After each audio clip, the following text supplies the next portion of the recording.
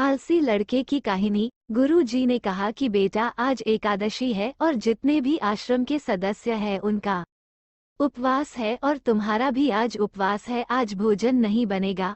वो लड़का आलसी था और उसे भूख भी बहुत लगता था।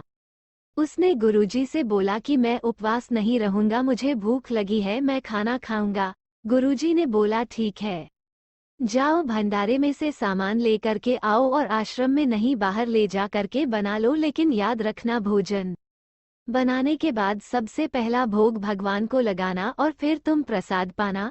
वो लड़का बोला ठीक है और फिर अनाज लेकर नदी की ओर पहुंचा। भोजन पकाने लगा, तैयार हुआ, उसके बाद कहने लगा कि भगवान श्री राम आए, पधारिए, भोग लगाइए। अब जब उसे लगा कि भगवान तो आ नहीं रहे हैं तो फिर कहने लगा कि मुझे मालूम है आपको तो अच्छा खाने की आदत है, मैं बना नहीं पाया और मुझे अच्छा भोजन बनाने भी नहीं आता, लेकिन जो भी रूखा सूखा बना है आकर खा लीजिए।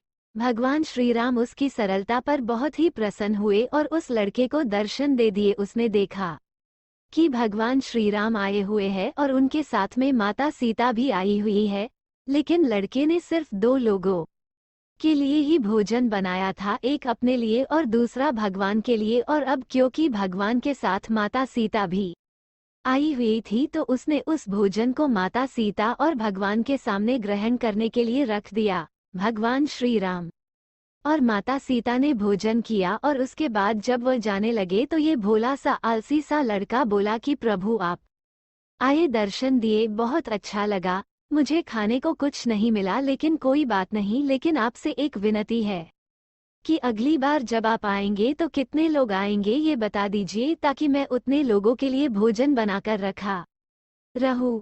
भगवान श्री राम मन ही मन मुस्कुराए और फिर अंतर ध्यान हो गए। लड़का आश्रम गया, दिन बीतता गया और फिर एकादशी का दिन आया और इस बार उसने 3-4 लोगों के लिए अनाज लेकर के खाना बनाने के लिए नदी के किनारे पहुंचा और उसने बड़े प्रसन्नता से भोजन बनाया और इंतजार करने लगा कि प्रभु आए और भोग लगाइए।